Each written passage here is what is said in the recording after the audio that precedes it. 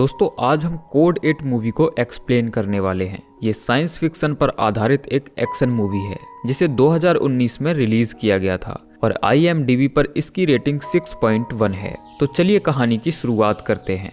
Movie की शुरुआत में 21वीं सदी का दौर दिखाया जाता है। ये वो समय था जब दुनिया के कुछ % लोग स्पेशल पावर के साथ पैदा होते थे। इन लोगों ने अपनी पावर का इस्तेमाल लोगों की भलाई के लिए किया। इनमें से कुछ लोग फायर फाइटर्स थे, कोई डॉक्टर तो कोई पुलिस वाला था। लेकिन समय के साथ इन लोगों की डिमांड कम होने लगी। अब स्पेशल पावर वाले लोगों की जगह मशीन्स और AI रोबोट्स ने ले ली थी, जिसकी वजह से ज्यादातर लोग बेरोजगार हो गए। जब लोगों के पास करने के लिए कोई काम नहीं था तो वे साइक नाम के ड्रग का नशा करने लगे। ये ड्रग स्पेशल पावर वाले लोगों की स्पाइनल कॉर्ड से निकाला जाता है, जिसकी कालाबाजारी पूरे लिंकन सिटी में की जाती है। इस ड्रग के ओवरडोज की वजह से बहुत सारे लोग मारे भी जा चुके हैं। लिंकन सिटी का सबसे बड़ा ड्रग डीलर मार्कस है, जो ट्रस्ट के लिए काम करता है। वहीं शहर में शांति बनाए रखने के लिए पुलिस ड्रोन्स और ऑटोमेटिक रोबोट्स का इस्तेमाल करती है, जिन्हें उनकी भाषा में गार्डियंस कहा जाता है। अब हम कॉनर रीड और उसकी बीमार मां मैरी को देखते हैं। ये दोनों भी स्पेशल पावर के साथ पैदा हुए थे। कॉनर के पास इलेक्ट्रिक पावर है, यानी कि वह बिजली पैदा कर सकता है, जबकि मैरी एक क्रायोनेटिक है। लेकिन आर्थिक तंगी ऐसी है कि इन लोगों के पास इलाज कराने तक के पैसे नहीं हैं। कॉनर अपनी माँ को हौसला देता है कि वह जल्दी ही कोई नौकरी ढूंढकर उसका इलाज कराएगा। फिर वह इंटरव्यू देने किसी कंपनी के ऑफिस जाता है, लेकिन वहाँ उसे जॉब नहीं मिलती। जिसके बाद वह अपने पुराने ठिकाने पर जाकर लेवरी का काम करता है, जहाँ स्पेशल पावर वाले कुछ और भी बंदे काम कर रहे थे। अब चूंकि कॉनर एक इलेक्ट्रिक था, इसीलिए उसे इलेक्ट्रीशियन का काम मिलता है। तभी पुलिस वहां चेकिंग करने के लिए आती है और ड्रोन के जरिए सभी वर्कर्स का आइडेंटिफिकेशन किया जाता है। इनमें से ज्यादातर वर्कर्स के पास अपनी पावर यूज करने का परमिट नहीं था। फिर ड्रोन से स्कैन करने पर पता चलता है कि इनमें से एक शख्स के नाम पर वारंट है, जिसके बाद पुलिस ऑफिसर उसे अरेस्ट कर लेता है। लेकिन वह उस पुलिस वाले पर हमला करके भागने की कोशिश करता है। तभी दो गार्डियंस ड्रोन से नीचे कूदते हैं और उस शख्स को शूट करके वहीं ढेर कर देते हैं। तभी पार्क और डेविस नाम के 2 पुलिस ऑफिसर रेड करने एक बिल्डिंग के अंदर जाते हैं, जिन्हें खबर मिली थी कि एक ड्रग डीलर अंदर छिपा हुआ है। जिसके बाद ये लोग अंदर जाकर उस ड्रग डीलर को पकड़ लेते हैं और इन्हें पता चलता है कि ये ड्रग डीलर शहर के सबसे बड़े माफिया मार्कस के लिए काम करता है। इन लोगों को बिल्डिंग के अंदर कुछ स्पेशल पावर वाले लोग भी मिलते हैं, जो अपना स्पाइनल फ्लूइड निकलवा रहे थे।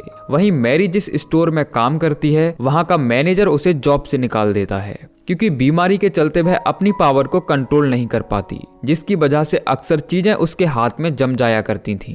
तभी कॉनर अपनी माँ को लेने स्टोर आता है और उस स्टोर मैनेजर को धमकी देता है कि अगर मेरी माँ से बदतमीजी की तो यहीं तेरा मुंह तोड़ दूंगा। जिसके बाद वह मैरी को लेकर घर आ जाता है। अब अगले दिन कॉनर काम की तलाश में बाकी लोगों के साथ बैठा था। तभी वहां एक लाल रंग की वैन आकर रुकती है और कार में बैठा शख्स कहता है कि मुझे एक इलेक्ट्रिक मैन की जरूरत है, जो कम से कम क्लास 2 हो। कॉर्नर को पैसों की सख्त जरूरत थी, इसीलिए वह बिना कोई सवाल किए जाकर वैन में बैठ जाता है। इस वैन में कॉर्नर को मिलाकर कुल 4 लोग थे और इन सब के पास कोई ना कोई स्पेशल पावर थी। जैसे फ्रेडी के पास सुपर स्ट्रेंथ है और वह भारी से भारी चीज को आसानी से उठा सकता है। वहीं मैडी एक पायरो है और वह किसी भी मेटल को अपने हाथों से पिघला सकती है। जबकि गैरेट एक टेलेकाइनेटिक है, जो किसी भी चीज को हवा में ही कंट्रोल कर सकता है। अब ये चारों लोग लिंकन फैसिलिटी में चोरी करने जाते हैं, जिसके एंट्री गेट पर 10,000 वोल्ट का करंट दौड़ रहा था। लेकिन कॉनर अपनी इलेक्ट्रिक पावर से वहां का फ्यूज उड़ा देता है। फिर मैडी लोहे की चैन पिघलाकर ताला तोड़ देती है और ये लोग लिंकन फैसिलिटी के अंदर एंटर हो जाते हैं। जिसके बाद फ्रेडी हाइड्रोकेमिकल के बड़े बड़े ड्रम्स को उठाकर गाड़ी में लोड करता है, जिसका इस्तेमाल ये लोग ड्रग्स बनाने के लिए करते हैं। लेकिन तभी वहां का वॉचमैन उन्हें देख लेता है। इससे पहले कि वह पुलिस को खबर करता, गैरेट उसका वॉकी टॉकी छीन लेता है। फिर ये लोग उस वॉचमैन को एक कंटेनर के अंदर बंद करके यहाँ से भाग जाते हैं, लेकिन पुलिस इनके पीछे पड़ जाती है। फिर कॉनर कहता है कि मुझे मेरे पैसे देकर यहीं उतार दो। गैरेट कहता है कि अभी काम पूरा नहीं हुआ है। फिर ये लोग बड़ी ही चालाकी से पुलिस को चकमा देकर बच निकलते हैं। जिसके बाद गैरेट मार्कस से मिलने उसके क्लब में आता है। फिर मार्कस पूछता है कि ये नया बंदा कौन है। गैरेट बताता है कि ये कॉनर है, जिसने चोरी करने में हमारी मदद की है।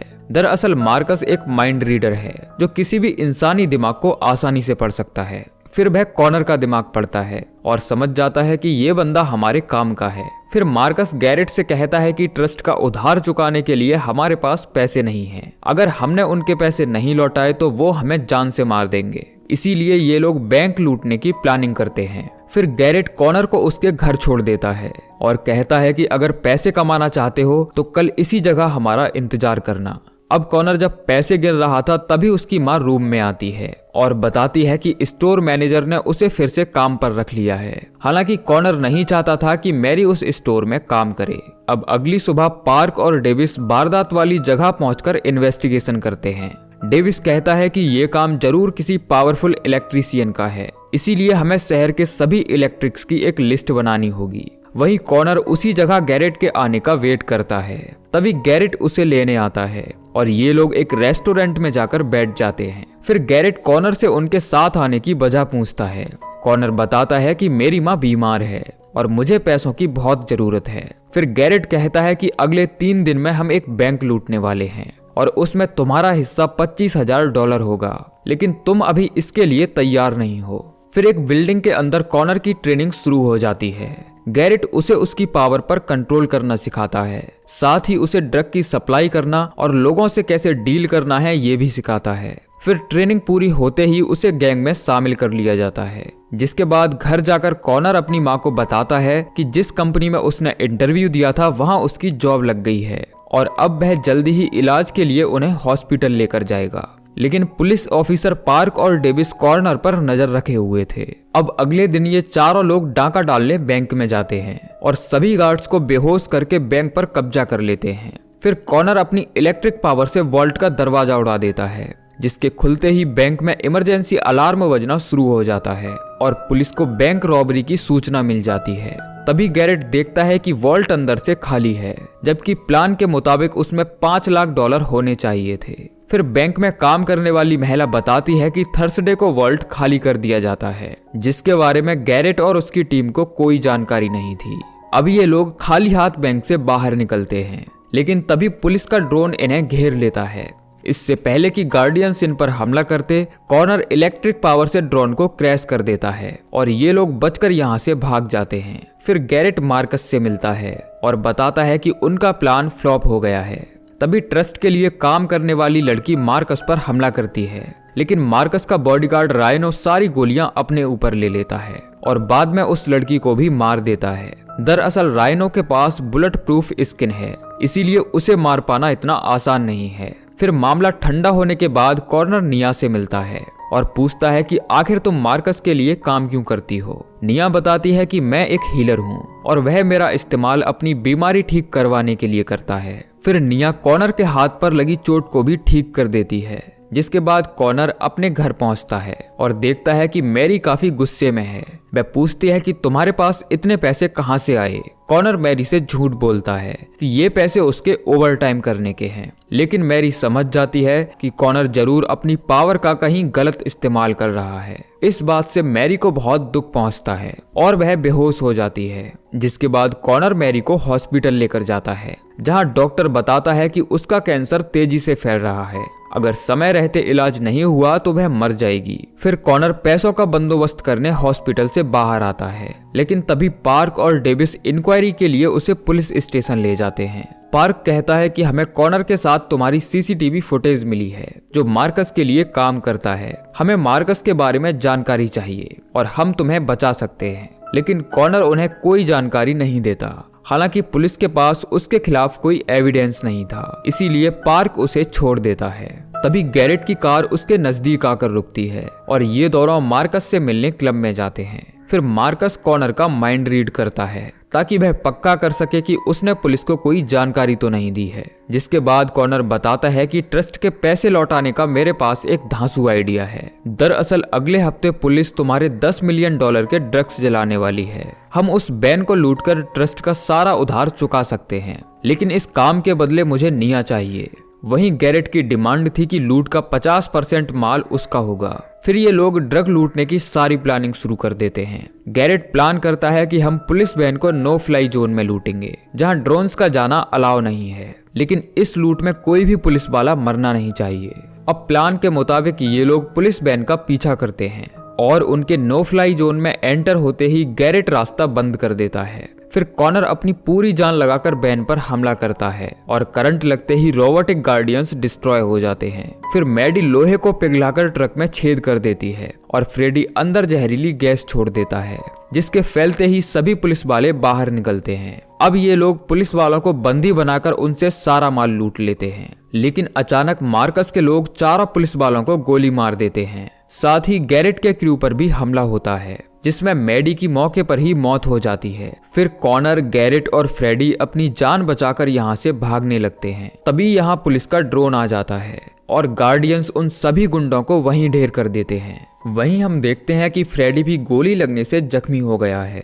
फिर ये लोग एक कार चुराकर अपनी जान बचाकर यहाँ से भागने लगते हैं, लेकिन बीच रास्ते में ही फ्रेडी दम तोड़ देता है। वहीं मार्कस के लोग सारा का सारा माल ले जाकर उसे सौंप देते हैं, जबकि गैरेट और कॉनर इस हमले में अपने 2 साथियों को गवा चुके थे। जिसके बाद कॉनर अपनी माँ से मिलने हॉस्पिटल जाता है और उनसे माफी मांगते हुए कहता है कि मुझे उन लोगों का साथ नहीं देना चाहिए था। फिर कॉनर ऑफिसर पार्क से एक रेस्टोरेंट में मिलता है और कहता है कि मैं मार्कस को पकड़वाने में तुम्हारी मदद करूंगा और तुम काम पूरा होते ही मुझे अरेस्ट कर लेना, लेकिन उससे पहले मुझे अपनी माँ का इलाज करवाना है। जिसके बाद पार्क अपनी टीम के साथ मार्कस को पकड़ने की तैयारी करता है। वहीं निया टीवी पर 4 पुलिस वालों के मरने की न्यूज देखती है। तभी मार्कस उसे गन पॉइंट पर लेकर हील करने के लिए कहता है। इसी बीच पुलिस उन पर हमला कर देती है, जिसमें मार्कस के बहुत सारे लोग मारे जाते हैं, लेकिन मार्कस निया और ड्रग के साथ पीछे वाले दरवाजे से भाग जाता है। तभी गैरेट पीछे से मार्कस को गोली मार देता है। फिर कॉनर और गैरेट मिलकर राइनो से लड़ते हैं, जो अकेला ही उन दोनों पर भारी पड़ता है। तभी गैरेट उसकी आंख में लोहे की एक रॉड घुसा देता है और कॉनर उसे इलेक्ट्रिक शॉक देकर मार देता है।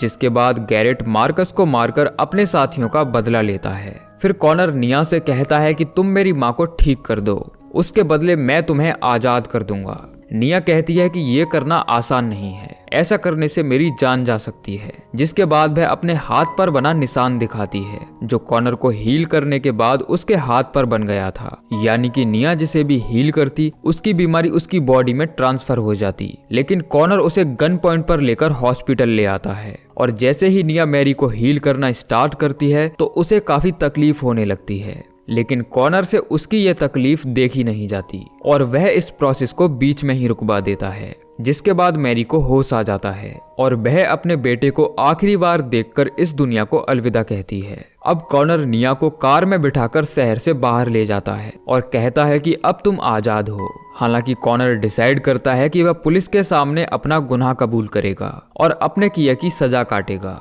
वहीं पुलिस ऑफिसर मार्कस और डेविस को उनकी बहादुरी के लिए अवार्ड मिलता है। उधर गैरेट साइक ड्रग वेस्ले को सौंपकर सारा उधार चुका देता है, जिसके बाद वेस्ले उसे लिंकन सिटी का नया ड्रग डीलर बना देता है। वहीं हम कॉनर को देखते हैं, जो जेल जाने से पहले अपनी माँ की कब्र पर जाता है, जबकि निया एक लंबे अरसे बाद जेल में अपने पिता से मिलती है और इसी के साथ ये मूवी एंड हो जाती है। तो दोस्तों, ये थी कहानी कोड 8 मूवी की, जो जरूर आपको पसंद आई होगी। बाकी आप कमेंट करके बताइए कि आपको ये कहानी कैसी लगी। मिलते हैं अगली वीडियो में, तब तक के लिए जय श्री कृष्णा।